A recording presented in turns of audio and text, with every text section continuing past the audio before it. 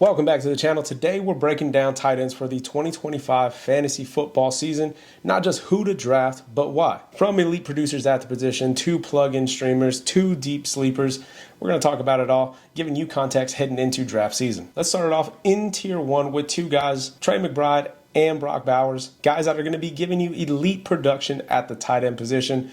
Trey McBride, tight end 2 in points per game last season, only scored 2 touchdowns. He had a massive 29% target share and was the focal point for Kyler Murray and this passing attack. Now, a whole bunch hasn't changed. He's still in the same offensive system with Drew Petzing calling plays. He still has Kyler Murray as his quarterback. They should look to get Marvin Harrison Jr. more involved, but he's still going to be a top option in this offense and should see positive regression in the touchdown category. Now we got the tight end 1 overall in his rookie season, Brock Bowers, despite poor QB play from the Raiders.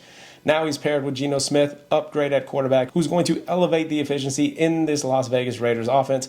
Even with JT in the backfield, even if Pete Carroll does want to run the football, Bowers should continue to be the top target in the passing attack.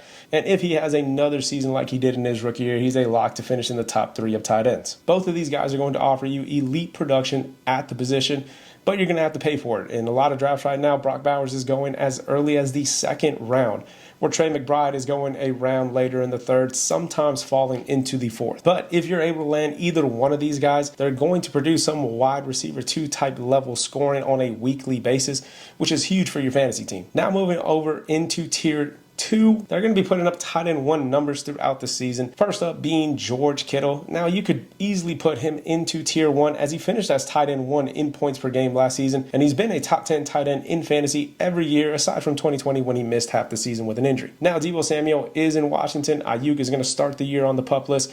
Ricky Pearsall is also starting the year on the PUP list as he's dealing with a hamstring injury entering camp.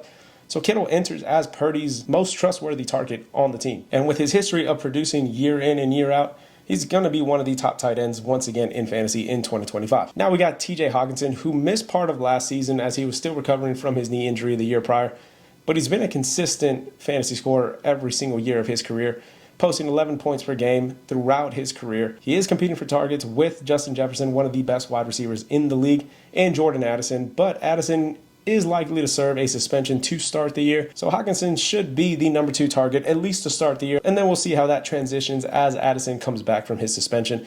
But in a Kevin O'Connell offense, should get his fair share of targets. Now moving on to tier 3, we're going to have some weekly starters, guys that you are going to just plug into your lineup, pretty much set it and forget it because, again, there's not really a whole lot at the tight end position. So these guys are going to be giving you some of the best production that you possibly can get. So weekly starters for you here in tier 3, we have Sam Laporta, Travis Kelce, David Njoku, and Evan Ingram. So starting with Sam Laporta, tight end 1 in 2023, fell to tight end 8 in 2024, and his target share also dipped in 2024, going from 21% in his rookie season to 17% last season. And a big part of that was Jameson Williams took on a bigger role and became that number 2 in the Lions offense behind Amon-Ra St. Brown. Still a talented option, but less reliable ceiling with Sam Laporta. Now we got Travis Kelce at age 35 is still a viable fantasy option at the tight end position.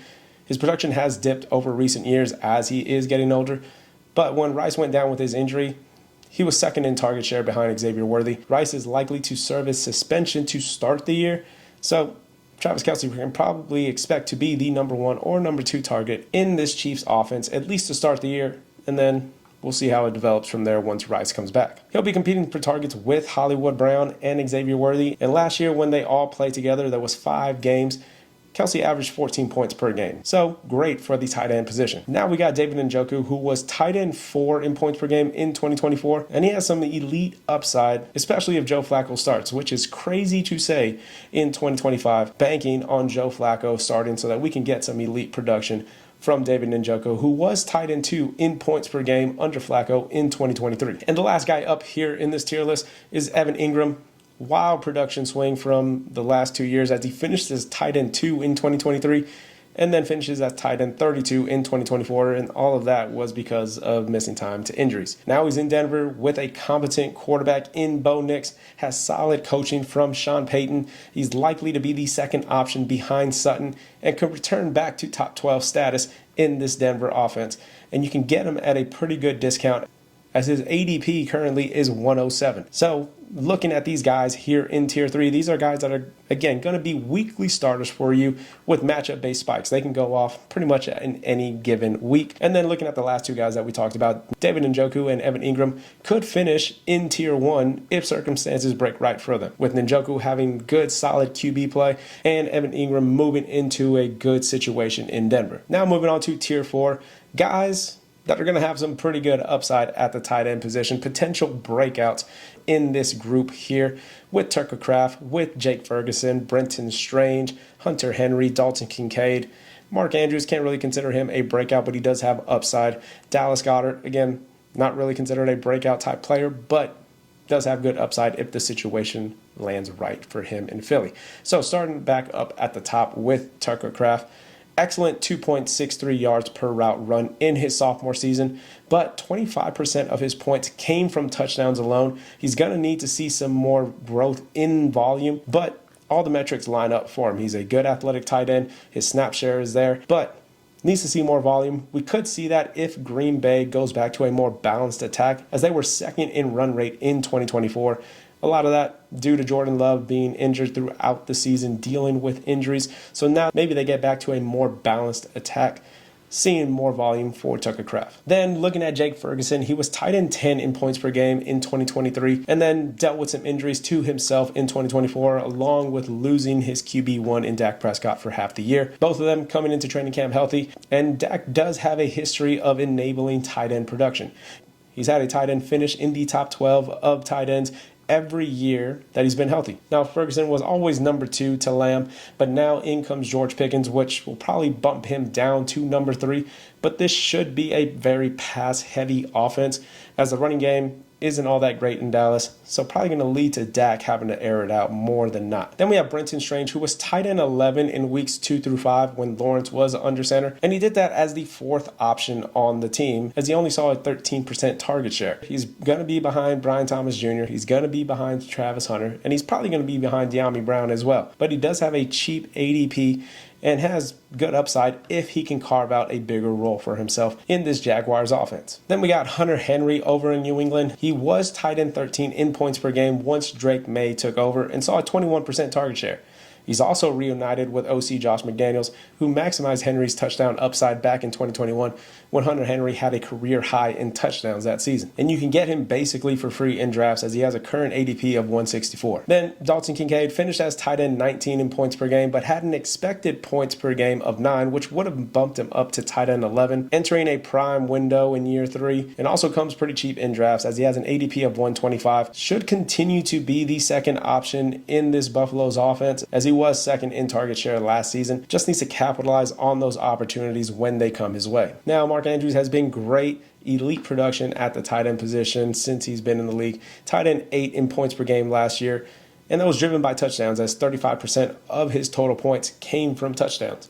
He also saw a dip in snap share, and I'm wondering if he just wasn't right all season long from that ankle injury that he dealt with last year. We've seen plenty of players sustain an injury and then not really be right that next year. It's more of the second year when they come back from those injuries that they really start to ramp up and get back to them old selves. So maybe that's something that we saw from Mark Andrews last season, but you also have to consider that Isaiah Likely is a good tight end, and he is going to continue to push for snaps in this Ravens offense. So we'll see exactly how much Isaiah Likely is going to push for more snaps in 2025.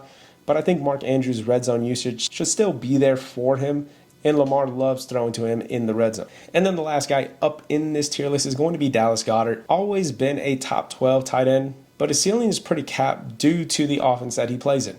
Philly is a very run-heavy scheme now that they have Saquon Barkley and that great offensive line. And then you look at the wide receiver depth on this team. He has A.J. Brown, one of the best wide receivers in the NFL. He has Devontae Smith, one of the best number 2 wide receivers in the NFL. So when Jalen Hurts does pass the ball, he's looking at those 2 guys first before he looks to Dallas Goedert. But if either one of those guys misses time, or if even Saquon misses time and they become more pass-heavy, Goedert would definitely get a bump in value. And then here in Tier 5, we have plug-in situational plays, guys that you can plug in, grab off the waiver wire based on the situation that's going around them in their offense. We got guys like Cade Otton, Isaiah Likely, Two rookies here in Tyler Warren and Colston Loveland, Zach Ertz, Mike Gesicki, and Kyle Pitts. So starting off with Cade Otton, had 5 top 10 weekly finishes in 2024, but the volume was kind of inconsistent, right? He got that high volume because Evans and Godwin were out with injuries at different times. Now Evans is coming back fully healthy. Godwin is on the pup to start the year, but should still be expected back at some point during the season. And then they went out and drafted a rookie wide receiver in the first round, in Emeka Ibuka, and then they still have second-year wide receiver Jalen McMillan. So he's competing for targets in a very heavy wide receiver room. He will have some spike weeks where he just goes off, where defenses are focusing on the wide receivers, and then he capitalizes off of those opportunities. But when everybody is on the field, I don't think that you can consistently count on Cade Otton week in and week out. If any one of these guys were to miss some time due to injury, I think he does get a bump in value. But in the situation that he is currently in, I think he's a streamer bye-week fill-in at best. Then you got Isaiah Likely, who was tight end 9 in points per game when he played 65% of the snap share, about how he was pushing Mark Andrews for more snaps. And if Andrews does happen to continue to decline because of age or injury or whatever the case may be, Likely is going to become a must-add. I think you can still draft him, especially if you decide to take Mark Andrews at some point in your draft, and then you want to grab some insurance in Isaiah Likely. That's totally great. He's going to be a top 10 fantasy tight end. We look back in 2023 when Mark Andrews suffered his ankle injury. Isaiah Likely comes in and he's tight end 6 in points per game over that time with 12 points per game. I think he's a good stash in drafts at an ADP of 143 because the upside there is nothing but top 10 production at the tight end position. Now, 2 rookies here in Tyler Warren and Colston Loveland. Good rookie prospects coming out of college, but both in a pretty crowded passing attack. You got Warren, who's behind Pittman, behind Downs. You got Alec Pierce as their deep threat guy. And then especially if Anthony Richardson is the quarterback, we've seen his struggles as a passer. So just a little unsure of what his role is going to be in Indianapolis. I like him a lot better if Daniel Jones is going to be the starter, but we'll just have to see on him. I think he still can produce, have some good spike weeks, and then we'll just see what his role is in this offense. Loveland, kind of the same, in a crowded Bears passing attack with DJ Moore, with Rome Odunze, Luther Burden. Now, they didn't take him very early in the first round for no reason. He is going to have a role. He does have a good young quarterback in Caleb Williams. So we'll see how Ben Johnson is going to use him in this Bears offense. But for now, I got him here in tier 5. So from rookies to now a veteran in Zach Ertz, tight end 10 in points per game with his first season in Washington. And he did all that as the second option for Jaden Daniels. Now in comes Deebo Samuel, likely to be the number 2 behind McLaurin, but could rise if Terry McLaurin's holdout lingers and ends up going into the regular season. Don't think that'll happen. I think he gets a contract at some point before week 1, but just in case, Zach Ertz does get a bump in value. And then looking at Deebo Samuel, he's missed time almost every season in recent years. So if he does miss time in Washington, Zach Ertz would get a bump in that situation as well. Then moving over to Cincinnati with Mike Gesicki, who was tight end 4 in points per game when either Jamar Chase or T. Higgins were out with an injury. And then when they both played, he bumped all the way down to tight end 33. So he's pure upside play only if the top 2 receivers on his team are out. I don't think you're drafting Mike Gesicki at all. He's going to be a waiver wire addition if either Chase or Higgins goes down. And then you got Kyle Pitts. He's been tight end 17 in points per game since he's entered the league. Now with a new quarterback in Michael Penix starting the year in 2025, where over the last 3 games of the season when Penix got his chance to start, Pitts was 5th in target share. He was behind Drake London. He was behind Darnell Mooney, the 1 and 2 receivers in this offense. He was behind Bijan Robinson, the running back 1 in this offense. Then he was behind Ray McLeod as well, the wide receiver 3 in that offense. Someone in your league is going to chase the name, just let them do it. And then moving on to the final tier of our tight end rankings video. These are guys that haven't really shown a whole lot, or a majority of them are rookies, but not really a clear role, but they're intriguing to think about what they can be in their offenses. We have 6 tight ends here, 2 of them from the same team. We got Jatavion Sanders, we got Chig Okonkwo, Mason Taylor, the Seattle tight ends in Elijah Arroyo and AJ Barner, and then we have Oronde Gadsden over in Los Angeles. Now, when looking at Ja'Tavion Sanders, he had 2 top 12 weekly finishes last year, and the way Bryce Young was starting to show life late in the season last year, if these two guys can get on some type of page with one another, we got Tommy Tremble, who's starting the year on the PUP list, so Ja'Tavion Sanders is going to see the first team reps at the tight end position, at least to start camp. This could blossom into a great value pick, a great waiver wire addition type of player in Ja'Tavion Sanders. Good prospect coming out of college in Texas, had some good production when he was with the Longhorns. And you don't even have to draft this guy. You can wait till the end of the draft, take him with the last pick if you want to try to get a jump on your league mates and already have him on your roster. But his current ADP is at 128, so getting him for nothing, right? Not going into the season with him as your tight end one, but definitely someone to keep an eye on. Then you got Chigakonkwo, just an athletic freak, 4.52 speed at 240 pounds. Now has rookie QB Cam Ward, who may look to rely on his tight end in his first year. We don't know exactly, right? But somebody to keep an eye on there. Then we got rookie Jets tight end Mason Taylor. The Jets have nobody in the receiving game outside of Garrett Wilson, with guys like Alan Lazard, Josh Reynolds, Tyler Johnson, and some other young guys on this list. Justin Fields could build a pretty good rapport with the rookie. We'll just have to see how it plays out. And then the 2 Seattle guys, Elijah Arroyo and A.J. Barner, post Noah Fant options in Seattle. Coaching staff does like both of them.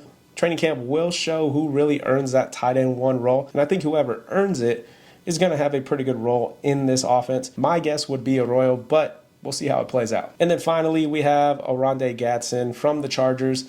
Hype has been growing on around this guy. He's a good athlete, and Herbert has a history of producing some good pass-catching tight ends. Both Hunter Henry and Jared Cook had good seasons when they were with Justin Herbert. So Gadsden could be a good stash if you're looking for some upside play at the tight end position, or if you're in a deeper league. A lot of these guys here in Tier 6 are very good stashes in deeper leagues, especially in dynasty leagues where you're looking for some upside play at the tight end position. So no real clear role on what these guys are going to do in their offenses, but guys that I thought were intriguing enough to throw out in the video, get their name out there, get people's attention on them, and then see how they produce as the season comes along. So whether you are trusting the volume in Tier 1 or grabbing guys like in Tier 5, hopefully this breakdown takes a lot of the guesswork out for you. If you think this helped you think through your draft strategy, let me know by hitting that like and subscribe button. Drop your sleeper tight end in the comments down below.